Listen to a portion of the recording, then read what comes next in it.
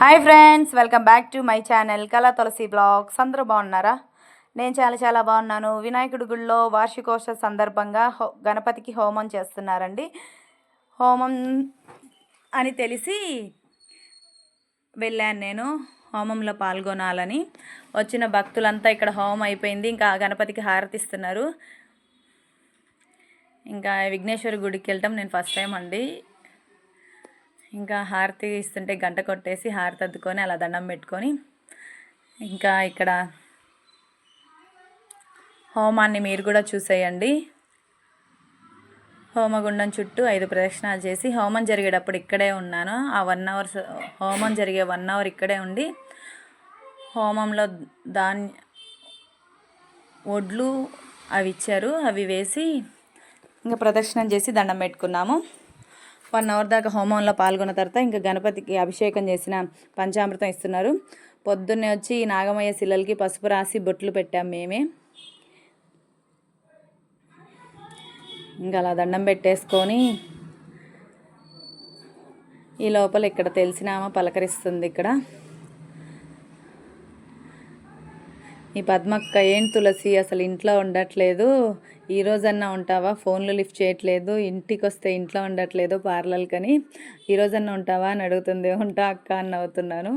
నేను ఇన్నిసార్లు ఫోన్ చేశాను తులసి, 2 టైమ్స్ ఇంటికి కూడా వచ్చి వెళ్ళాను అని ఇక్కడ నాకు కంప్లైంట్స్ ఇస్తుంది నా మీద నాకే.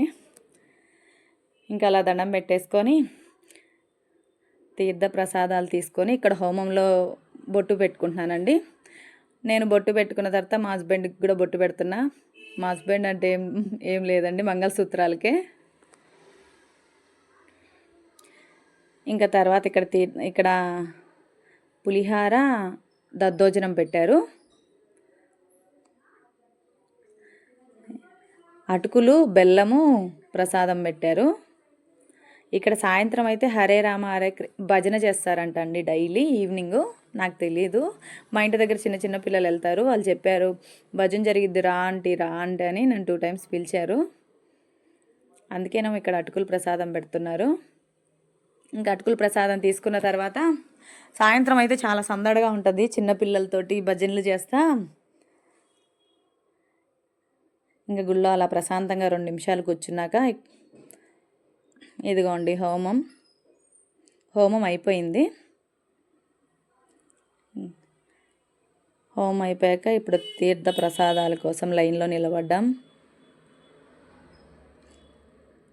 ఇదిగోండి సాయంత్రం ఇక్కడే భజన జరిగేది. మేము ఎర్లీ మార్నింగ్ వచ్చి ఆంజనేయ స్వామి గుళ్ళోంచి వెళ్తా ఇక్కడ పసుపు కుంకుమ రాసి మేమే పూజ చేసామండి అక్కడ ఉన్న నాగమయ్య శిలలన్నిటికీ. ఇంకా ప్రసాదం ఏమేమి పెడుతున్నారో చూసేద్దాం రండి. పులిహార, కేసరి.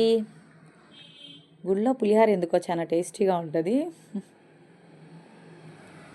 దేవుడికి నైవేద్యం పెట్టబట్టేమో. పులిహార, కేసరి,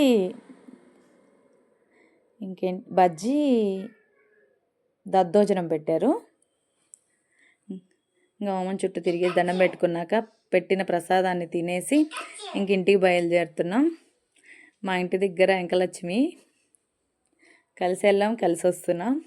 వెంకలక్ష్మి బజ్జీల బండి దగ్గర బాయ్ చెప్పేసి ఇంకా ఇంటికి వచ్చిన తర్వాత మళ్ళీ 1 అవర్ తర్వాత షాపింగ్కి వెళ్తున్నా. ఏ షాప్కి అనుకుంటున్నారు? చెప్పుల షాప్కి. చేలో వానకి బుడదకి చెప్పులు తెగిపోయింది. స్పేర్గా 2-3 జతలు ఉంటాయి, కానీ మా హస్బెండ్ డైలీకి చెప్పులు తీసుకోమని చెప్తే ఇంకా మార్నింగ్ విజయవాడ వెళ్తున్నాం మా బాబు దగ్గరికి. ఇంకా చెప్పుల షాప్కి వచ్చేసా. నేను సంవత్సరానికి ఒకసారి వెళ్ళండి చెప్పులు షాపింగ్ చేసేది. మా హస్బెండ్ అయితే 2 మంత్స్కి ఒకసారి చేస్తూ ఉంటారు. ఇంక ఇక్కడ ఏమేమి చెప్పులు ఉన్నాయని అన్నీ అలా ట్రయల్స్ వేసేసి మా హస్బెండ్కి వీడియో కాల్ చేశాను. ఇక్కడ ఆంటీ అన్ని మోడల్స్ చూపిస్తుంది. ఇంకా ఆంటీ చూపించిన మోడల్స్ అన్నీ ట్రయల్ వేసేసి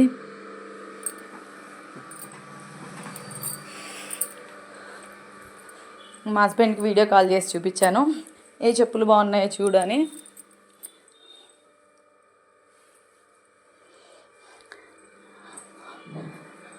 ట్రయల్స్ వేశాక మా హస్బెండ్ ఓకే అన్నది ఇంటికి తీసుకొని వచ్చాను.